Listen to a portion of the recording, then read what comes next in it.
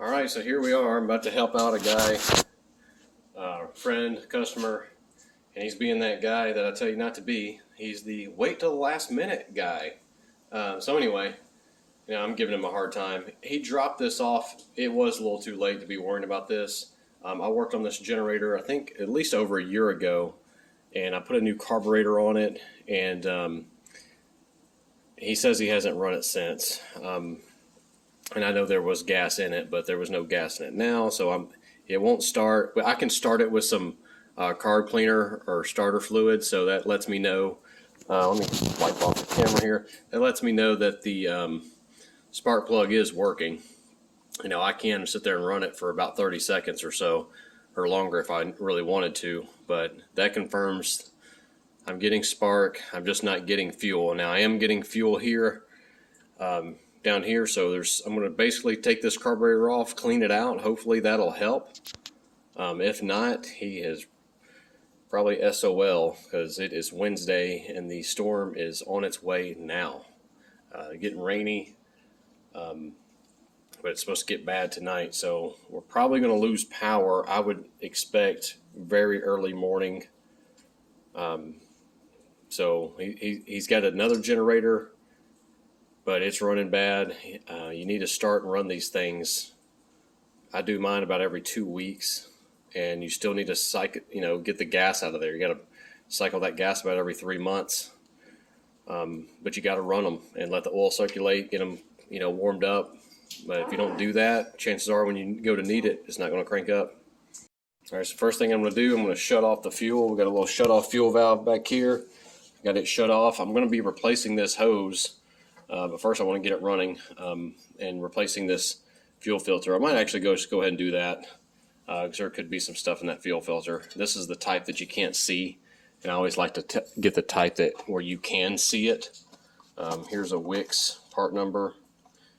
The John Deere part number for the same filter is AM116304. Here's the Wix part number, but basically they look like this.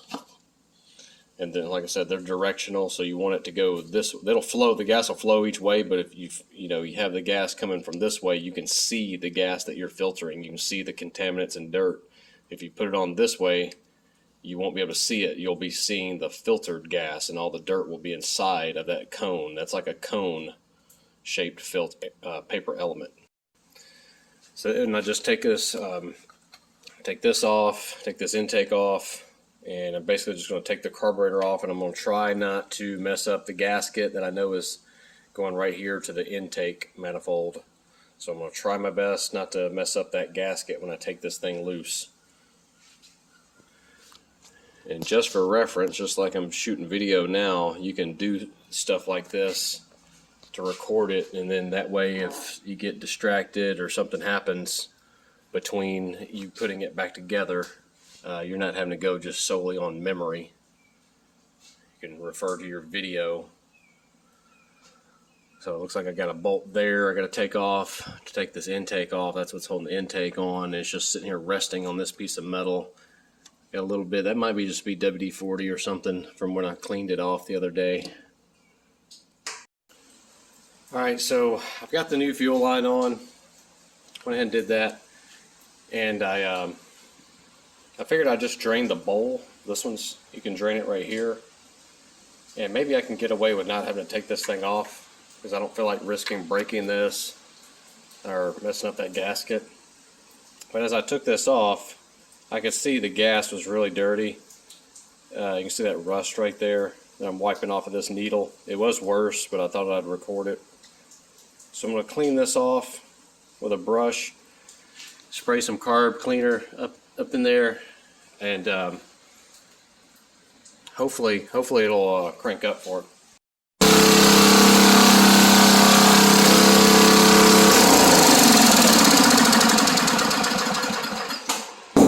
Alright, so got it running for him.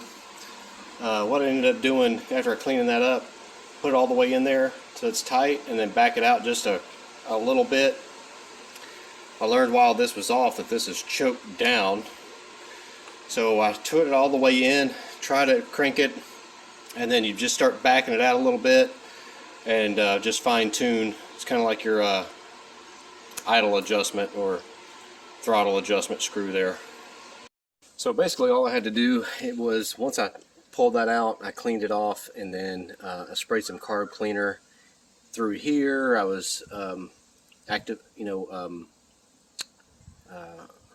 moving this back and forth, and you just want to try to get stuff moving in there. And I was loading it down with some carb cleaner from up in here, every way I could get carb cleaner, and then I blew it out with some compressed air through the fuel line, and to blow it all out, and then put the clean needle back in there, fresh fuel, cranked right up, adjust where it needs to be for RPM, and that's it.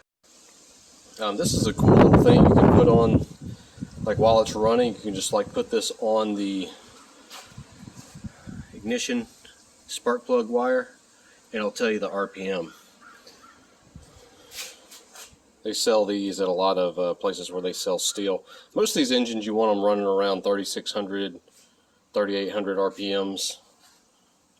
But you know, look up and see what your engine needs. This is just a cool little thing to quickly test it.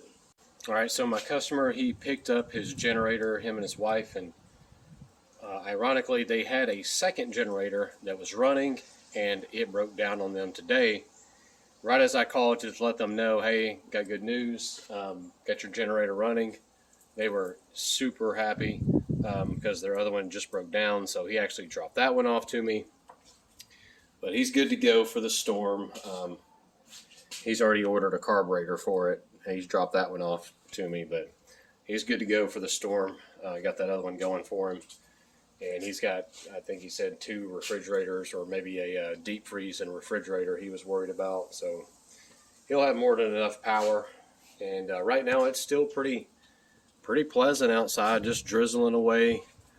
I've got my generator set up over here and got the cord going in through the garage. So I'm not sure if I should run the generator. I don't know. It just depends on what speed of winds we get and how long and how bad it is. Because I mean, if it's real bad, I don't want to be running the generator at all. And I'm thinking of having it in the garage, but I'm not sure. I might just, if it's going to be windy all day tomorrow and just windy and stormy, yeah, I still want some power. So as long as the generator is secure and it's not going to be bad enough for the generator to, you know, risk of it blowing away or anything, I'm sitting here thinking, should I anchor it down some way? So anyway, I'm going to wrap this video up, and I'll have another update later on. Thanks, guys.